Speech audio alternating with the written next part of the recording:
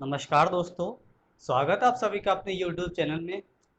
आज हम पढ़ेंगे गुलाम वंश के बारे में आगे की जानकारी जो पिछले वीडियो में छूट गई थी। पिछले वीडियो में हमने पढ़ा कुतुबुद्दीन ऐबक के बारे में।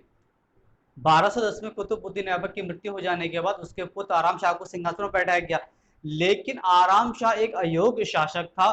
इसलिए जो कुतुबुद्दीन ऐबक के विरोध में थे और इल्तुतमिश के पक्ष में थे, उन लोगों ने इल्तुतमिश से गुजारिश की कि आप सिंहासन पर बैठिए, आप गद्दी संभालिए। इसीलिए इल्तुतमिश ऐबक निकल पड़ा सिंहासन को कब्जाने के लिए। यह जानकारी जब आराम शाह को मिली कि इल्तुतमिश गद्दी हथियाने के लिए दिल्ली की ओर कूच करने के लिए निकल पड़ा है, तो वो उसको रोकने के लिए चल पड़ा। बीच रास्ते में दोनों के बीच युद्ध हुआ जिसमें आराम शाह मारा गया और इल्तुतमिश ने दिल्ली से सिंहासन संभाला। उसने दिल्ली को अपनी राजधानी बनाया, ना कि लाहौर को। वो लाहौर से सिंहासन या फिर गद्दी कहें या फिर कहें राजधानी उठाकर दिल्ली ले आया। उसने राजधानी लाहौर से दिल्ली परिवर्तित कर दी थी। तो यहां से कई बार एग्जाम में सवाल बनता है, पूछा जा चुका है कि किस शासक ने सर्वप्रथम दिल्ली को राजधानी बनाया लाहौर से परिवर्तित करके।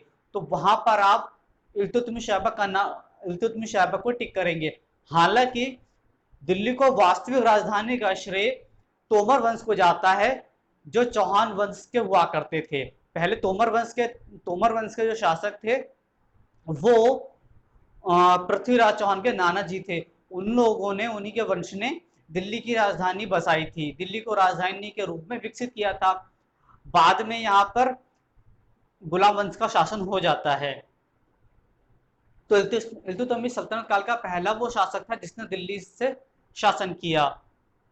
ठीक है, तो ये पॉइंट भी आप याद रखेंगे। इल्तुतमिश ऐबक को 1229 ईस्वी में बगदाद के खलीफा से सुल्तान की पदवी धारण करने की अनुमति मिल गई थी। इसीलिए इल्तुतमिश ऐबक को सल्तनत काल का वास्तविक संस्थापक माना जाता है।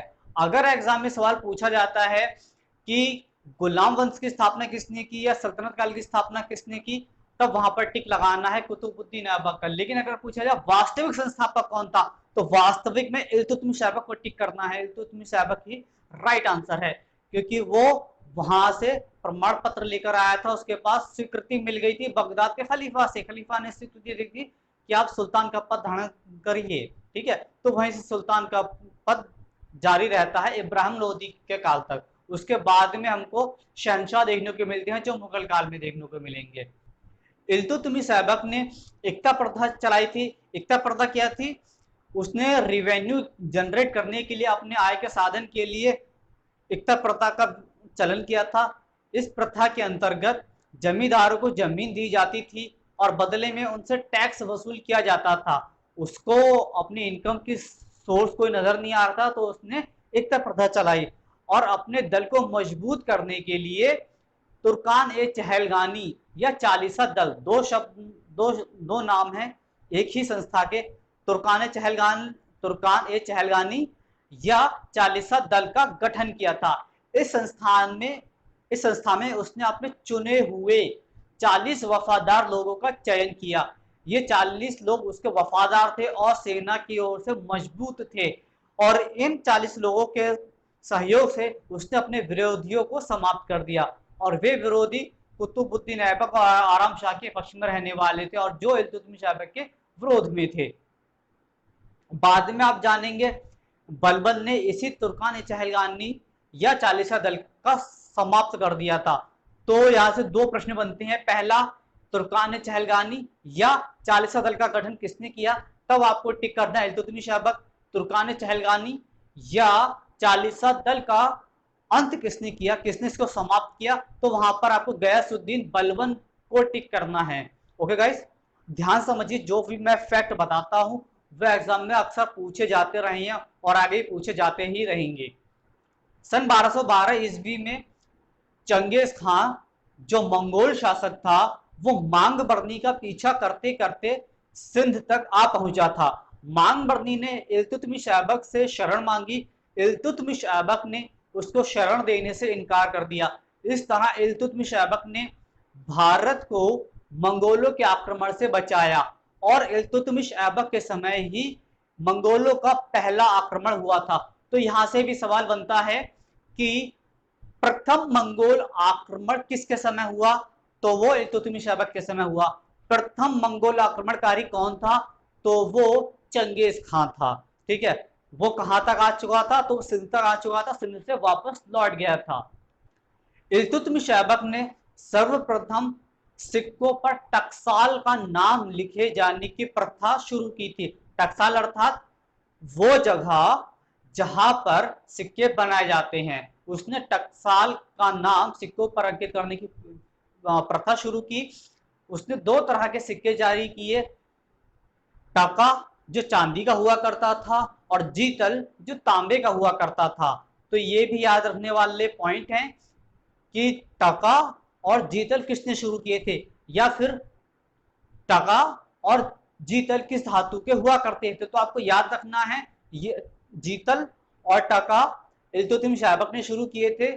और टंका टंका या फिर टका, कहीं कहीं आपको टंका लिखा मिलेगा, कहीं कहीं टका आपको देखने को मिलेगा। ठीक है, तो दोनों का अर्थ एक ही है। ये टंका चांदी का होता था और जीतल तांबे का हुआ करता था।